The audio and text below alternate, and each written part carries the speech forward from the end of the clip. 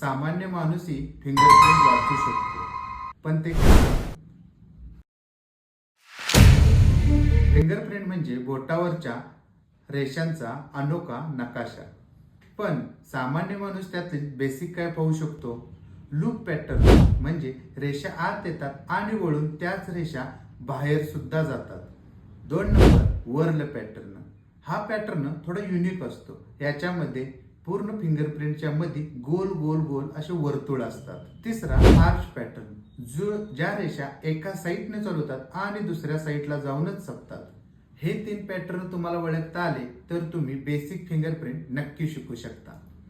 ही माहिती कशी वाटली हे कमेंट बॉक्समध्ये मला नक्की सांगा आणि कुणाला हा फिंगरप्रिंट शिकायची इच्छा आहे त्याच्याबरोबर हा व्हिडिओ नक्की शेअर करा आणि तुम्हाला आवडला असल्यास सेव्ह सुद्धा नक्की करा. धन्यवाद.